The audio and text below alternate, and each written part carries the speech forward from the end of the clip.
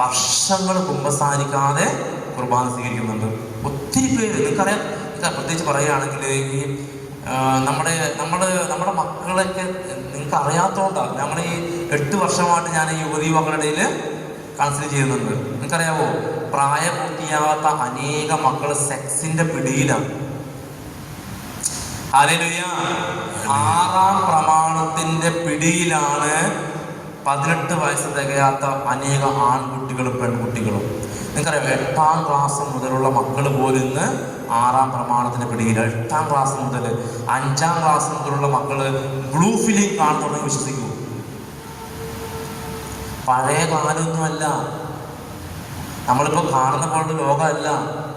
ഇത് പാപം പെരുകി പെരുകി പെരുകി വിശുദ്ധ കുർബാനയിലും നമ്മുടെ ജീവിതത്തിലൊക്കെ വ്യഭിചാര ദുർഭൂതം ഒത്തിരി പേർക്ക് വളരെയധികം അവിഹിത ബന്ധമുണ്ട്. നിങ്ങൾക്ക് പഴയ പോലെയല്ല, പാപം പെരുകി. അവിഹിത ബന്ധത്തിന്റെ പെരുമഴയാ പലപ്പോഴും പല സ്ഥലങ്ങളിലും. ഇത് പറയുന്നത് ലോകം മുഴുവനുള്ള അവസ്ഥയാണ് പറയുന്നേ. ഹല്ലേലൂയ. എന്നിട്ട് ഈ പ്രായപൂർത്തിയാകാത്ത കൊച്ച് പ്രഗ്നന്റ് ആയിട്ട് പലതവണ അബോർഷനായിട്ടുള്ള വിഷയം എനിക്കറിയാം. ഞാൻ എവിടെ സ്ഥലം പേരൊന്നും ഞാൻ പറയില്ല.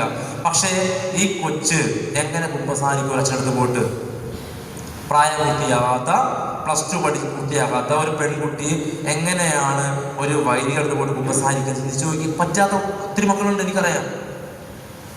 ഞാനിത് വെറുതെ പറയുന്നതല്ല. അങ്ങനെ തോന്നുന്നുണ്ടോ നിങ്ങൾക്ക്? അങ്ങനെ പറയേണ്ട ആവശ്യം എനിക്കുണ്ടോ? ഇല്ല.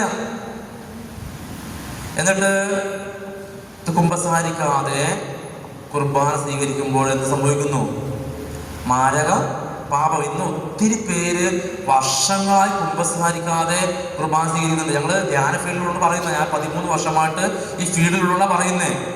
ചിലർ 5 വർഷം, ചിലർ 10 വർഷം, 15 വർഷം, 2 വർഷം, ഇങ്ങനെ കണക്ക് പോവുക. നിങ്ങൾക്കറിയാവോ, ആദ്യ കുർബാന സമയത്ത് സ്വീകരിച്ചിട്ട് പിന്നെ 30 വർഷം കുമ്പസാരിക്കാത്ത ആളെ എനിക്കറിയാം. ആൾ കുർബാന സ്വീകരിക്കാറുണ്ട്. അവർ പറയുന്നത് പാപങ്ങള് കർത്താവ് ഏറ്റു പറഞ്ഞാൽ പോരെ.